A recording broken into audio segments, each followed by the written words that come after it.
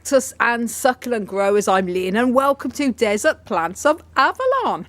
And today I have my Rhipsalis pilocarpa epiphytic rainforest cactus plant that is in an absolute abundance of gorgeous heavenly scented blooms. And this one I always call a little bit like the dreadlock plant because it reminds me of sort of little dreadlocks. It's an awesome cactus and it's not one that is as commonly sort of, thought of as a cactus as, for example, this astrophytum would be. It's absolutely beautiful and I've actually grown this plant for 30 years. I got this in my early 20s. So it's one I've had in my collection a very, very, very long time. And it was just a few little segments in a little 5 centimetre pot when I got it from a garden centre called Knockcuts when I lived in England. And it's been with me all through the years. And it has grown and grown and grown and grown and grown. I recently repotted it. It was in sort of the winter time. And it has took on a new lease of life.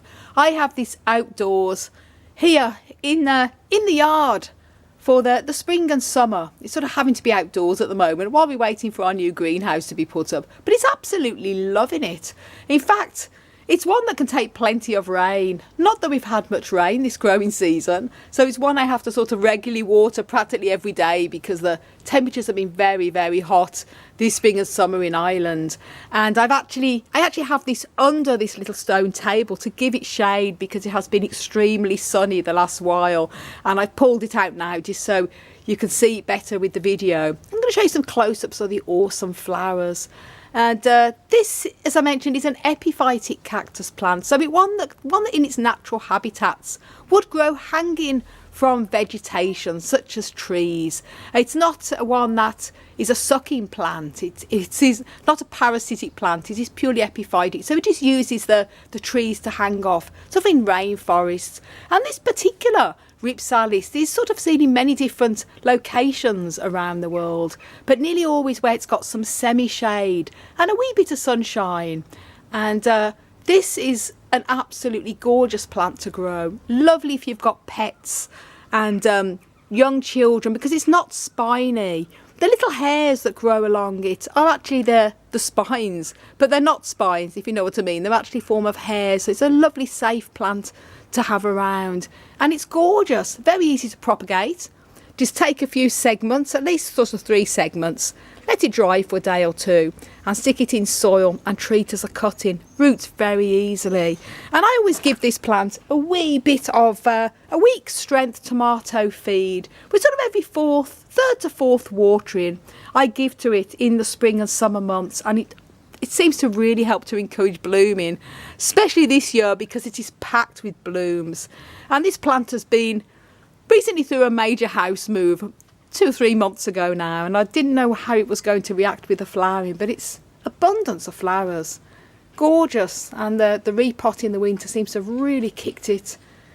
So here we go, I'm going to show you the flowers close up. This one is actually one that is more for me, well, it is strange actually, it's classed more as a winter bloomer because many of my Rhipsalis will bloom in the winter, but they'll also bloom in the summer as well. As it's July now and it's not unusual for me to get this to bloom in the middle of summer in July, and then it will rebloom again often in the sort of December, January time. So it's sort of every 6 months. Lovely plant to have blooming twice a year, and it is just the most gorgeous little flowers. And once these flowers have finished, quite often they'll form into little berries, little red berries. And these berries then can take up to about 6 months to a year before they're fully ready to harvest. And yes, you can eat them, but they're very tiny. They're great to collect the seeds, and then you can grow. This plant is very easy to grow from seed as well. Once you harvest the seed, sow them, and they grow. Very slow growing, obviously, but you can grow them easy from seed from the lovely little tiny berries.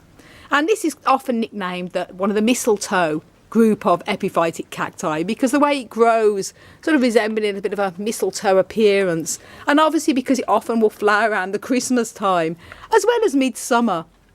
So look at this, guys, and if you can smell these flowers, they're tiny but they smell a little bit like jasmine. Oh my golly, So gorgeous. Even our cat loves the smell of them. And just look how beautiful they are. There's 3 here, 4 actually, all packed together. And inside, it's sort of like a lovely peachy colour in the middle of them as well. And the little filaments, they're gorgeous. They're sort of like little stars. It's a very, very beautiful plant. This has really done very well with blooming this year. Look at that. Gorgeous little flowers. They are so, so pretty. Oh, there, look at that. So it's a very easy-going cactus to grow. And it's one as well, you don't have to have a sunny position to grow this. You can even grow it in a north-facing position. But in my experience, they do like to have a wee bit of sunshine, either early morning or late afternoon, because that can encourage blooming.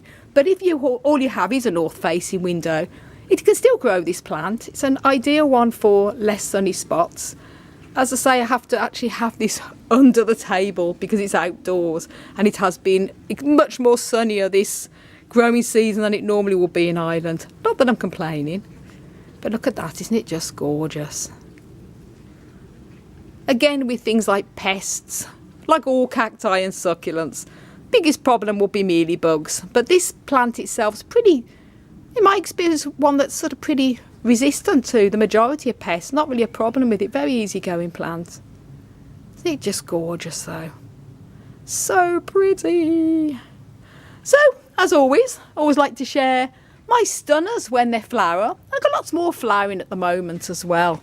I'm going to do a proper update very soon. As you can see, in the middle of sorting out my plants, doing little jobs, and lots coming into bloom. Lots of my lofts here, as you can see.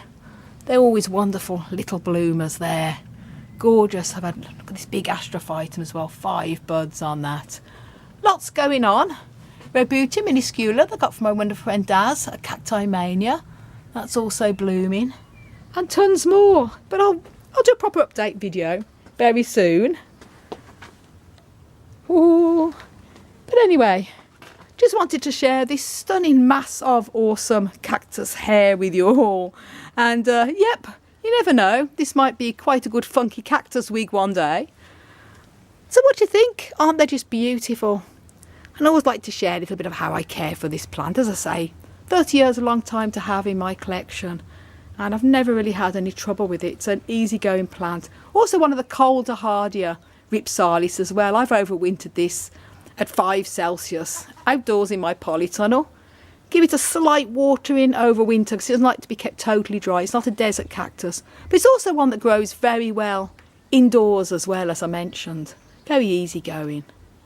So thank you so much for watching, everyone. And don't forget to subscribe and click that notification bell. Do also follow me on Instagram, Twitter X and Facebook at Desert Plants of Avalon. And I want to wish you all a blooming, gorgeous, cactus-powered day.